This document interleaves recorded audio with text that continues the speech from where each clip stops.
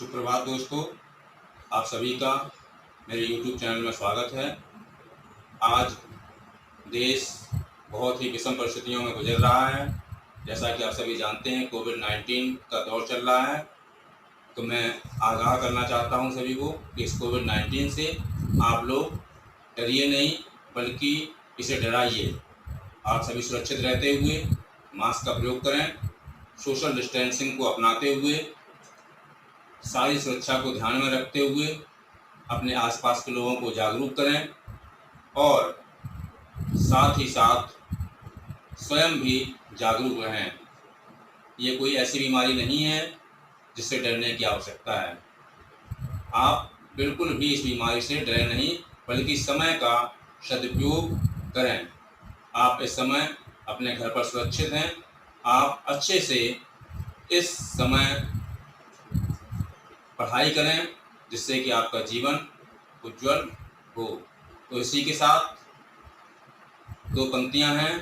कहा गया है, मंजिल पाने को अपने कदम बढ़ाने होंगे, पथ के सारे पत्थर भी स्वयं हटाने होंगे। तो जो भी करना है आपको करना है। अगर आप इन स्टार्टिंग की 25 सालों तक अच्छी मेहनत कर लेंगे तो निश्चित तौर पर आपका आगे आने वाला भविष्य अच्छा होगा।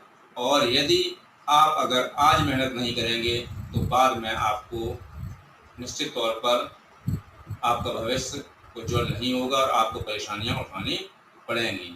भविष्य को अच्छा बनाना है तो रोज नियमित पढ़ाई करनी है। तो चलिए, आज हम आपको अपने विषय हिंदी के अंतर्गत अध्याय 4 मौखिक लिखित अभिव्यक्ति अर्थात स्वतंत्र अभिव्यक्ति के बारे में चर्चा करेंगे, बात करेंगे। तो आइए देखते हैं, हम इसको समझने की कोशिश करते हैं।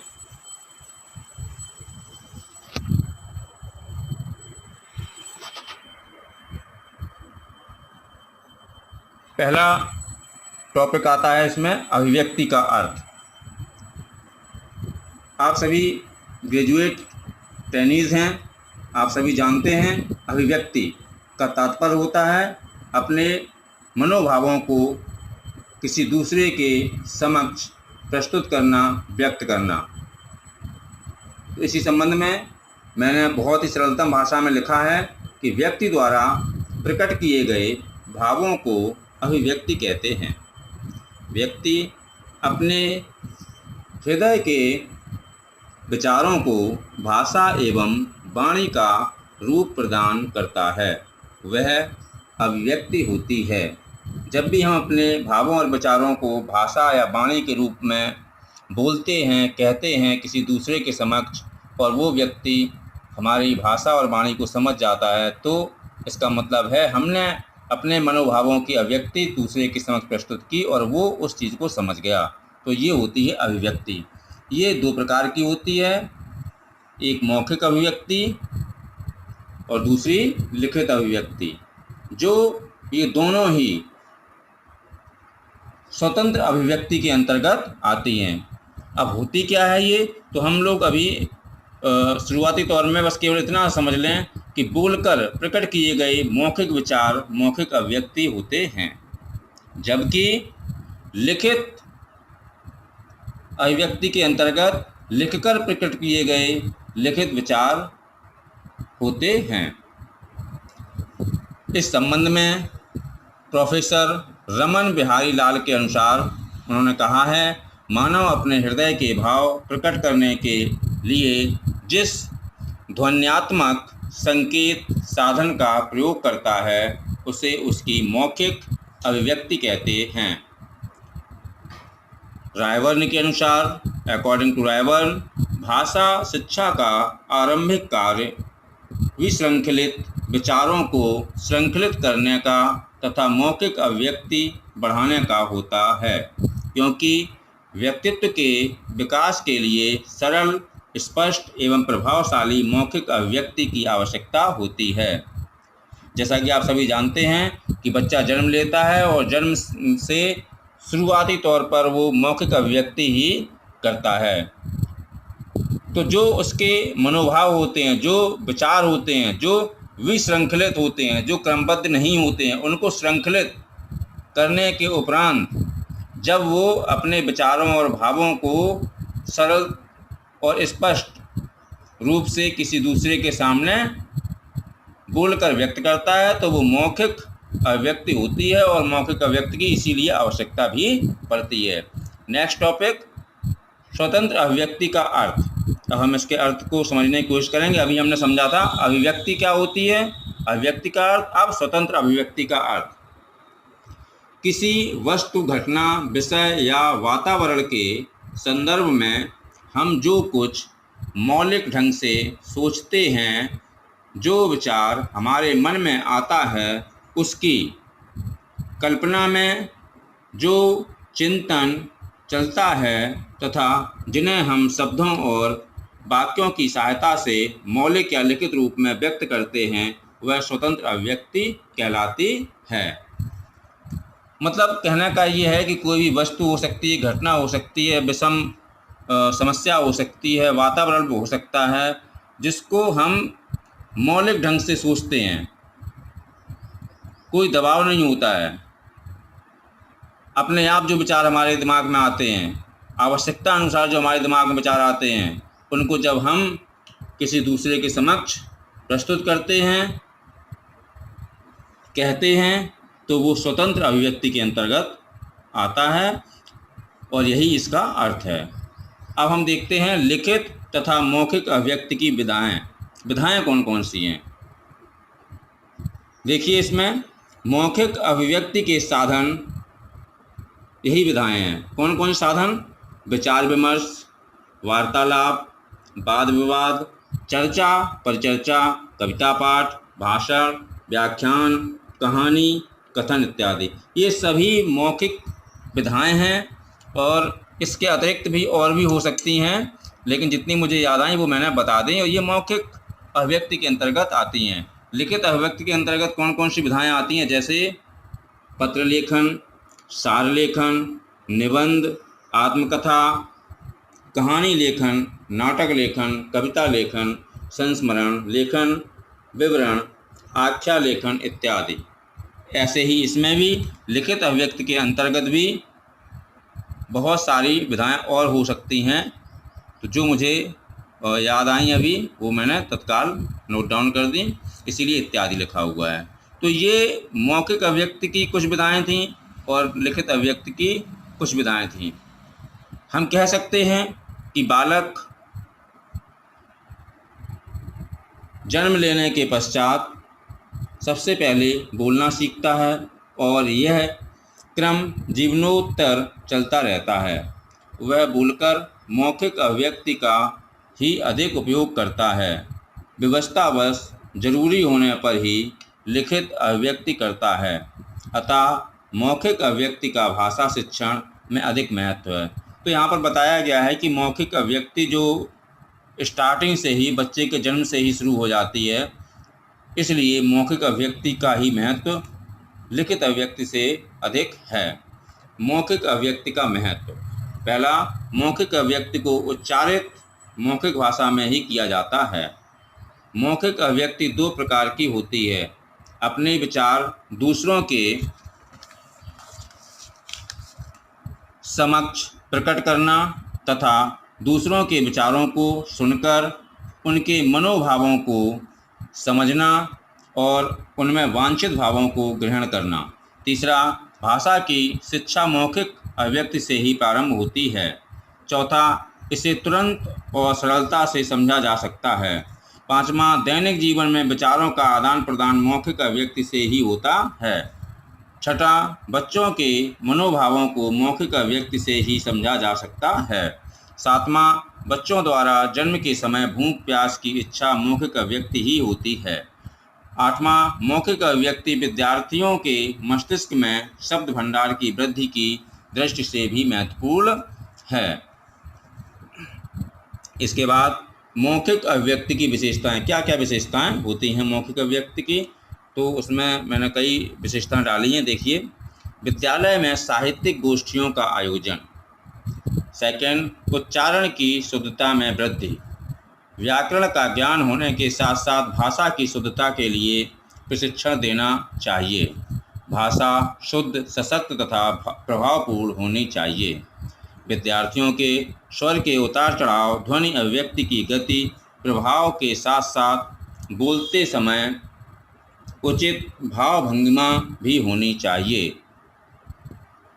मुख मुद्रा संयत एवं स्पष्ट होनी चाहिए। साथ ही वाक्यों की क्रमबद्धता होनी चाहिए। वाणी ओजस्वी होनी चाहिए। भाषा का प्रयोग परिस्थिति के अनुसार होना चाहिए। भाषा शिष्ट होनी चाहिए। साथ ही कटु भाषा से बचना चाहिए। इस संबंध में ये विशेषताएं थीं और इस संबंध में विद्वान हुए हैं एक जिनका नाम था लैम्बार्न। उनका स्टेटमेंट है, उन्होंने कहा है कि पाठशाला जीवन के अंतिम वर्ष तक लिखित की अपेक्षा मौखिक कार्य उपयोगी प्रमाणित होता है। ये लैम्बार्न ने कहा था। अब आता है मौखिक अभिव्यक्ति के सोपान। तो इसमें प्रथम सोपान होता है चित्र पठन, दूसरा कहानी पठन, तीसरा कविता पठन और चौथा अभिनय तथा अनुसरण, पांचवा वाद विवाद। तो आप देख रहे होंगे ये जो सोपान हैं पांचों, ये एक क्रमबद्ध रूप में यहाँ पर दिए गए हैं और इन सोपानों के माध्यम से अच्छे से शिक्षा ग्रहण कराई जा सकती है, अच्छे से बच्चों को सिखाया जा सकता है। क्योंकि बच्चे चित्र देखना बहुत पसंद करते हैं, तो शुरुआती दौर पर उनको चित्र देख के बताया जाता है, क्योंकि वो चित्र रंग बिरंगे होते हैं तो बच्चे उसमें इंटरेस्ट लेते हैं।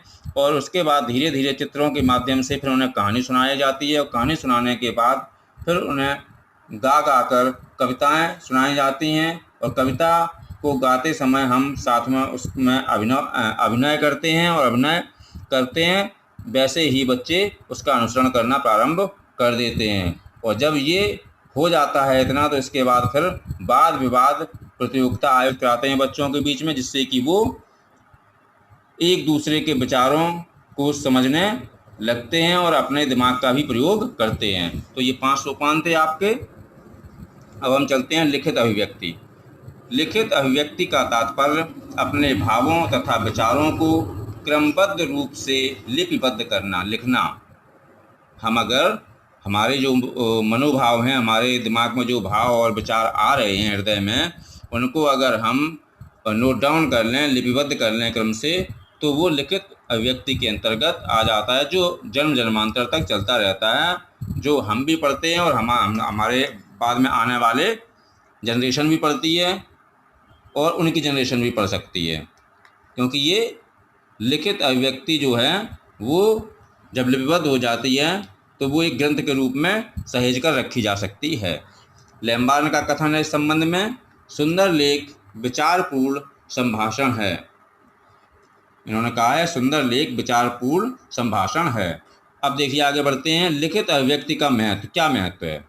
मानवीय विचारों की अभिव्यक्ति स्थायी रहे तथा अन्य व्यक्ति उसका अध्ययन कर सकें, इसलिए लिखित अभिव्यक्ति अत्यंत महत्वपूर्ण है।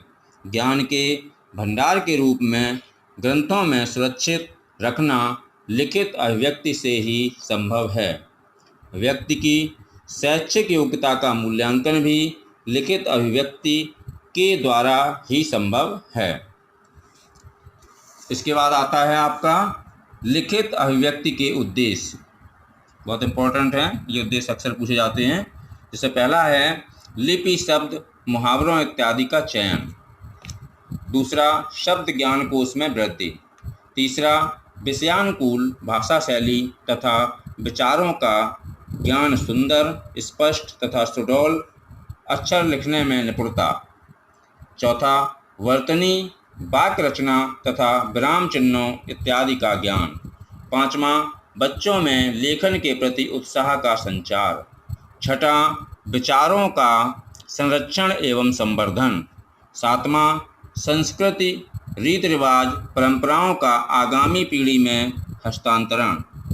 आठवां बौद्धिक तथा मानसिक विकास में सहयोगी, चिंतन व मनन करने में उपयोगी, विश्व के ज्ञान विज्ञान से परिचय तथा साहित्य के कोश में वृद्धि, विभिन्न देशों तथा विभिन्न समाजों से संपर्क।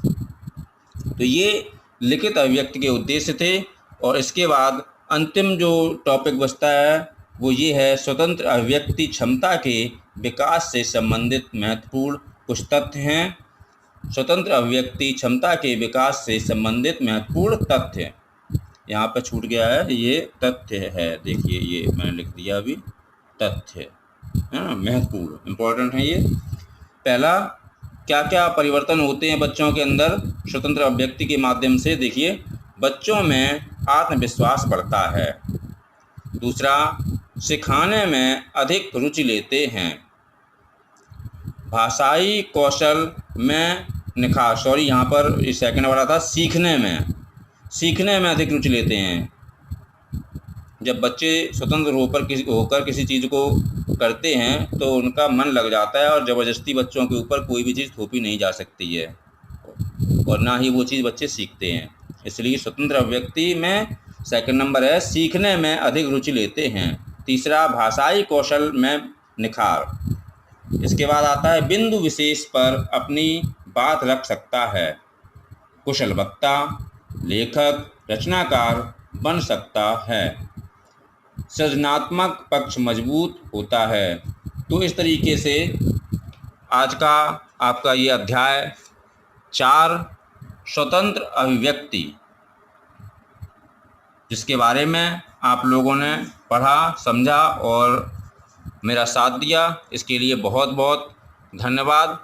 और मैं आप लोगों से गुजारिश करूंगा कि आप लोगों को कोई यदि इस चैप्टर में समस्या हो तो आप हमसे कांटेक्ट करके अपनी समस्या का समाधान निकाल सकते हैं। मैं पूरी कोशिश करूंगा कि आपको सही सलूशन सरलतम भाषा में हमेशा देता हूं और देता रहूं। इसलिए पुनः एक बार आप सभी से आग्रह करता हूं कि आप सभी चिंतित बिल्कुल ना हों, साफ सफाई रखें, कोविड-19 के बारे में खुद भी जागरूक रहें और लोगों को जागरूक करें। निश्चित तौर पर आगे आने वाला समय आपका उज्जवल होगा, और इस समय का सदुपयोग करें, अच्छे से सदुपयोग करें, जिससे कि आपका आगे आने वाला समय उज्जवल हो और आप सक्सेस हों। धन्यवाद।